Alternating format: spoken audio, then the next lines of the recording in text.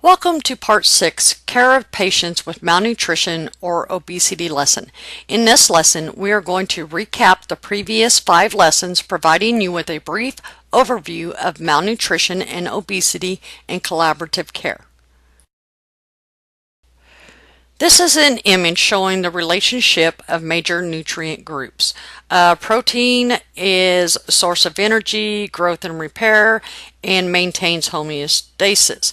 Lipids are a source of energy, they promote growth and repair, and they do not maintain homeostasis.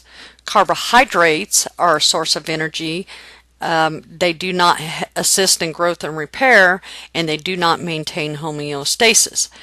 Vitamins and minerals do not assist with growth and repair or maintain homeostasis, and they are not a source of energy. Possible reduction in degenerative disease with improved nutrition. If they have a heart disease, it could be reduced by 75%. Cancer, 78%, respiratory and infectious disease, 79%, and diabetes, 52%. So what might you notice if the patient is experiencing inadequate nutrition as a result of malnutrition? Some of the clinical manifestations you will note upon an assessment are weight below ideal body weight or a report of unexplained weight loss of 10 pounds in 6 months, dry, flaky skin, brittle nails and hair, leanness, activity intolerance, report of lethargy or fatigue, weakness, or complications such as infections, pressure ulcers, or poor healing. What might you notice if the patient is experiencing inadequate nutrition as a result of obesity? A few of the clinical manifestations you may note during an assessment are weight at least 20% above ideal body weight, excessive fat, shortness of breath during activity or at rest, slowed movement,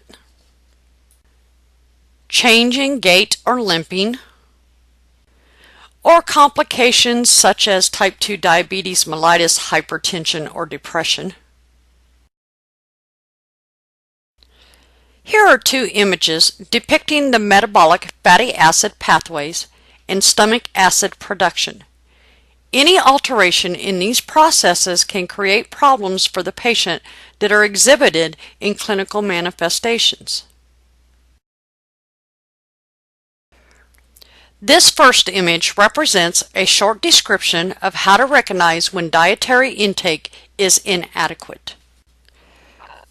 This other image represents the stress response in the body to maintain normal glucose levels. Okay, let's talk about the actions of insulin, glucagon, cortisol, and epinephrine in carbohydrate metabolism. Insulin increases the uptake of glucose by our muscle and fat cells, increases the synthesis of glycogen in our muscles and liver, increases fatty acid synthesis from excessive diet carbohydrate, and decreases fat breakdown and mobilization from our fat tissue.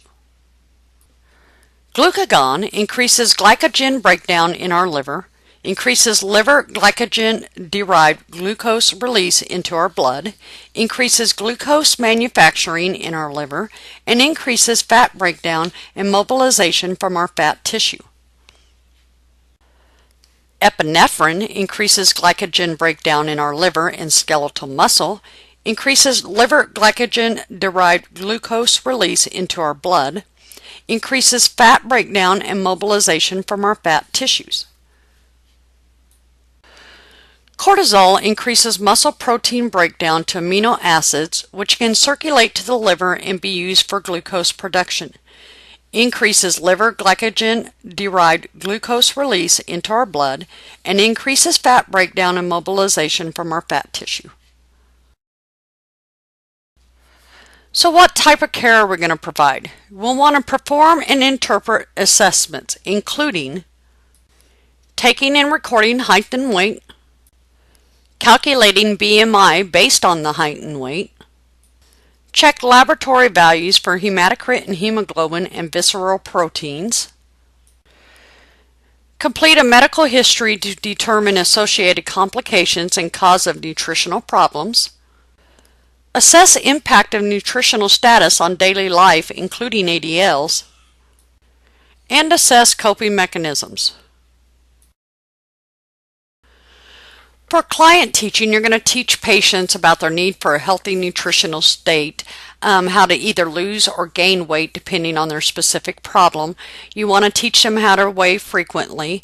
You want to monitor changes in serum visceral proteins as an indicator of improved nutrition for malnourished patients. You're going to initiate total enteral or total parenteral nutrition as prescribed for malnutrition, and then you're going to inform morbidly obese patients about bariatric surgery options.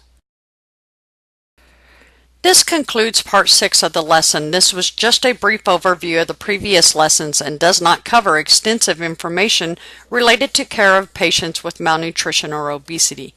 Extensive information has been provided in parts 1 through 5 and in your textbook. If you have any questions related to this lesson content, contact the instructor.